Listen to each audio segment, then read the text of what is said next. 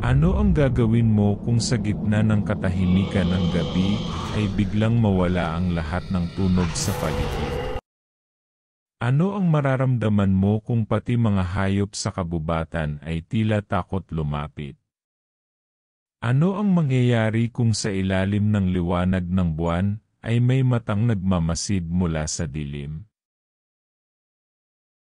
Bago natin simulan ang kwento, huwag kalimutang i-like, share, at mag-subscribe upang suportahan ang channel.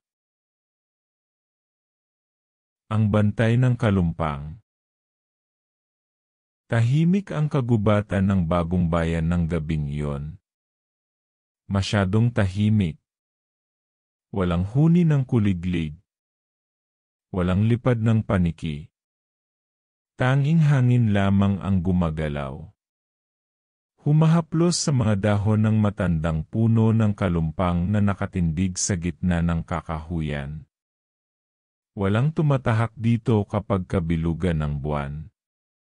Bulong ni Mang Teofilo. Ang pinakamatandang bantay gubat sa baryo. Hindi lang daw mga aswang ang ginagalawan ng dilim, kundi mismong hari nila. Sa baryo ng San Sebastian, na nasasakupan ng bagong bayan, matagal nang umiikot ang alamat ng hamong. Isang uri ng aswang na kumakain ng kapwa aswang. Sinasabing may balat na kasing itim ng uling, may matang kumikislap na parang apoy, at may ngipin na kayang bumasag ng buto. Ngunit higit sa lahat, mabilis ito. Parang hangin. Parang aninong dumadaplis sa gilid ng paningin mo bago mo pa maramdaman ang takot. Dumating si Rafa sa bagong bayan matapos ang mahaba at nakakapagod na biyahe mula Maynila. Isa siyang freelance photographer at vlogger na kilala sa pagtuklas ng mga kakaibang lugar sa probinsya. Mga lugar na may halong kagandahan, misteryo at alamat. Ang kanyang layunin, makahanap ng mga hidden gem na pwedeng gawing bagong tourist spot ng lalawigan. Ngunit higit pa roon, gusto rin niyang maglabas ng documentary tungkol sa mga kwentong bayan. Mga kwentong madalas binabaliwala ng makabagong panahon. Bago siya umalis, may ibinilin ang isang matandang babae sa terminal. Kung gusto mong makakita ng tunay na alamat, pumunta ka sa kagubatan ng bagong bayan pero huwag kang magtagal pag sumikat ang buwan.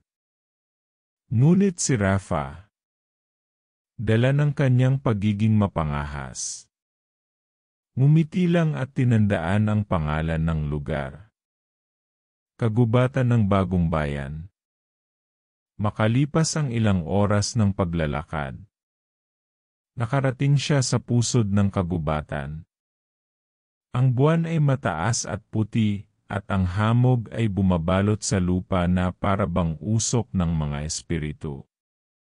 Pinatay niya sandali ang ilaw ng kamera at pinagmasdan ang paligid. Puro kaluskos, puro anino. Doon niya napansin ang isang puno. Ang kalumpang na sinasabi sa alamat. Matanda at baluktot. Parang nagdurusang nilalang.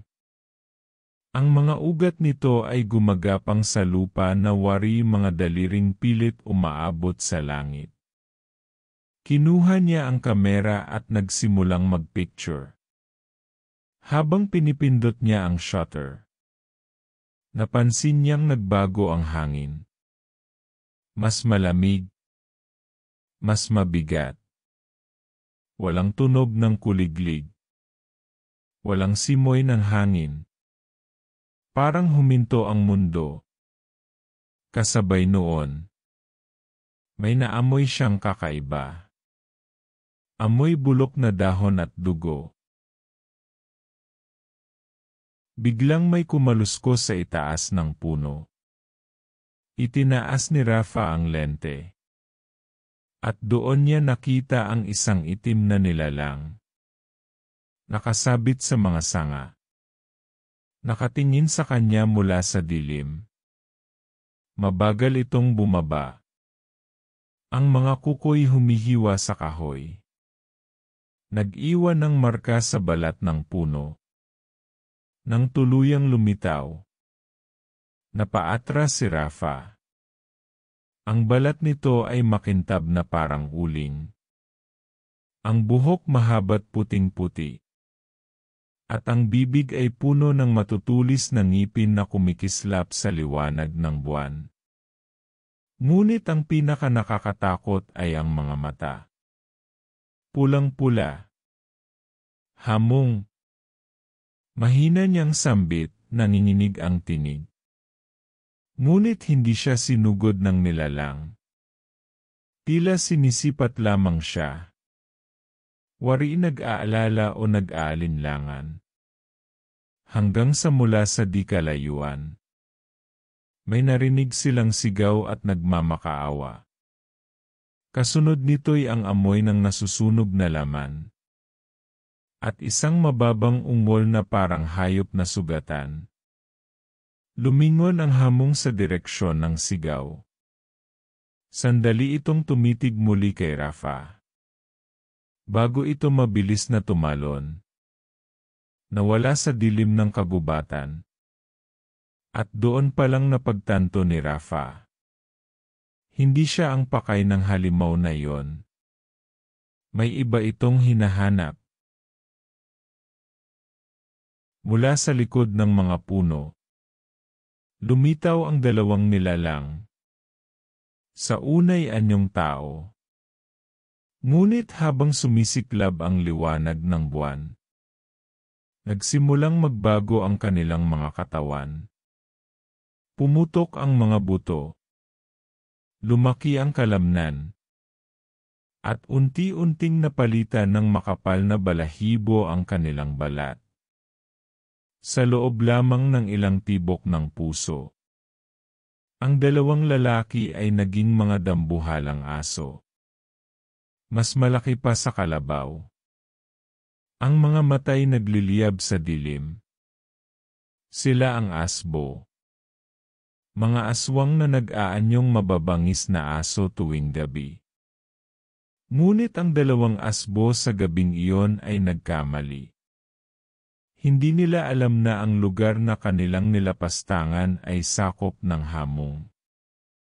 Nang makita nila ang nilalang, napaatras silang parang mga hayop na nakasagupa ang sariling bangungot. Isang iglap lamang bumagsak mula sa sanga ang hamong.